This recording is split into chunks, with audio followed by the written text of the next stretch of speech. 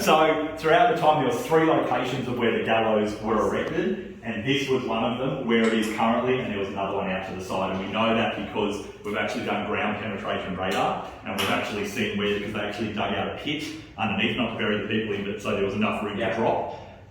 So the pits underneath were actually dug out, so we've been able to locate those.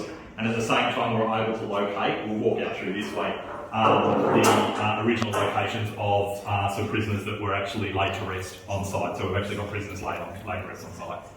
So which again is was another cool interpretive piece that we've been able to put into out in the grass area. And the theatre that was here before was really like no more than half of the size. It was quite dark and dingy. It was it was a very cool, for its time, a holographic display, but it had just seen its day, basically. So we wanted to open up this expanse. It was a very boxed in room. You kind of felt boxed in and cramped.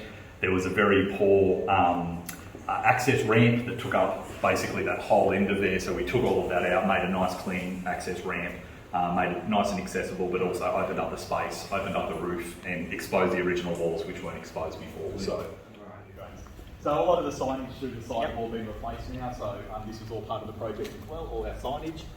So we've got a prisoner back there to show, obviously, represent the female cell division, all of this signposting all the way through. Down in the grass areas, that's where our prisoners were laid to rest. We know that there are 2 there. There are another 2 on site. We weren't able to locate those. We think they're in the front car park, but we're not sure about that. So we're currently in the process of another restoration project here that's also being funded by Heritage, which is our padded cell. So that's all getting done. That should be completed in the next couple of months. And then all through here we did a complete paint right through, refurbishment, looked at each individual room and worked on the interpretation in every room. And as I said, also included a higher level of multimedia integration as well. So if you look through, so we've made the holes at sort of kids' heights, so the family can crowd around one room and actually see the multimedia. So that was, and in here we've got the original paint, so you can see all the different layers over the years of the different paint that the site wall's done, and a lot of the signatures is the earlier volunteer committee that actually ran the jail for a period before council took ownership. Oh, sorry. And again, multimedia in a lot of these rooms here.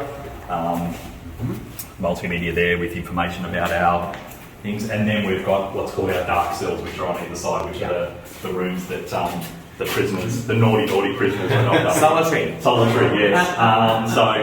And they're very dark. And they're very dark. So that one has got multimedia in it. The one on the other side is just dark. And so the Amazing Race was here a couple of months ago, but it was on TV a couple of days, and they locked them in the dark cell to start, and then they had to escape the jail. So that was a kind of cool little thing on the Amazing Race.